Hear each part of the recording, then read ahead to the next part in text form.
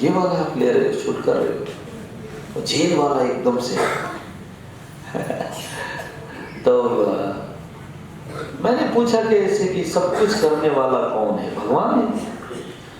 तो सबने कहा कि संसार में जो कुछ भी होता है तो भगवान की मर्जी से होता है। हम तो कठपुतलिया, पत्ते भी अगर हिलते हैं तो भगवान की मर्जी के बिना नहीं हिलते।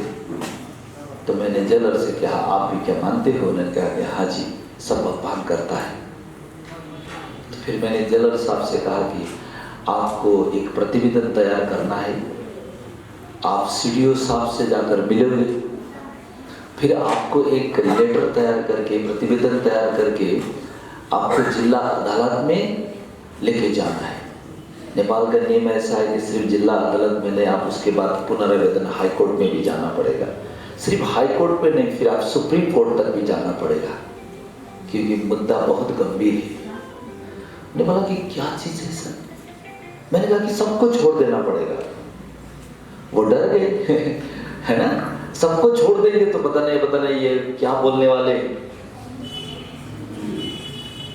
हमने कहा कि घबराओ मत,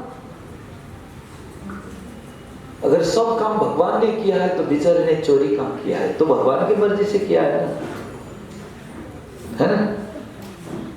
अगर सब काम भगवान करता है तो चोरी भी तो भगवान की मर्जी से किया होगा।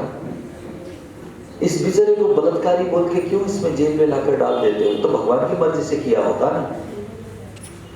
इसको हत्यारा क्यों कहते हो? इसने किसी को मारा नहीं है, वो तो भगवान ने मारा है। क्योंकि भगवान की मर्जी से सब हो रहा है तो वही उसी ने किया होगा ना। क्या दुनिया में जो भी आतंक फैल रहा है, चोरी, डकैती, हत्या, हिंसा, बलात्कार, भ्रष्टाचार, क्या सब भगवान की मर्जी से हो रहा है?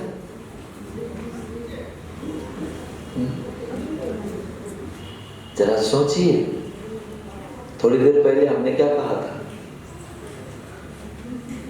सब भगवान की मर्जी से होता है। क्या दुनिया में भ्रष्टाचार, बलात्कार, हत्या, हिंसा, आतंकवाद, चोरी, डकैती क्या भगवान की मर्जी से हुआ है? समझ में आ रहा है आप सबका? किसकी मर्जी से हो रहा है? आत्मा खुद अपनी मर्जी से ऐसा कर रहा है, भगवान की मर्जी से नहीं। अगर दुनिया में सुख भी भगवान देता, दुख भी भगवान ही देता है, तो भगवान की मानने की क्या जरूरत है? इसलिए सब काम भगवान नहीं करता, आत्मा करता है, परमात्मा नहीं। परमात्मा दुखों से छुड़ाने का राह बताने के लिए आता है। परमात्मा न किसी को सुख देता है, न किसी को दुख देता है। आत्मा अपने ही कर्मों से सुख और दुख भोगते हैं। ठीक है, समझ में आ रहा है? अभी समझ में आ गया सबको? तो आप फिर से तो नहीं बोलेंगे कि सब काम परमात्मा करता है ना? आपकी चोरी हो गया तो क्या खुश रहो भाई, परमात्मा ने चोरी करके लेके गया, है ना? किसी का पति को मार दिया, बेटे को मार दिया तो खुश रहो कि भगवान ने मार दिया, तो उनकी मर्जी है ना, कहेंगे ऐसा? इसलिए भगवान की मर्जी से दुनिया नहीं चल रहा है। अगर भगवान की मर्जी से दुनिया चलता तो ये धरती स्वर्ग बन जाती।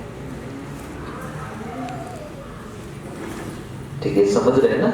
इसलिए भगवान अजन्मा है, अभोक्ता है, अविनाशी है, सूरज चांद सितारों से भी पार ब्रह्म में रहने वाला अखंड निराकार ज्योतिर्बिंदु है। ये गीता ने कहा है, विश्व के पहले धर्मशास्त्र ने कहा है कि भगवान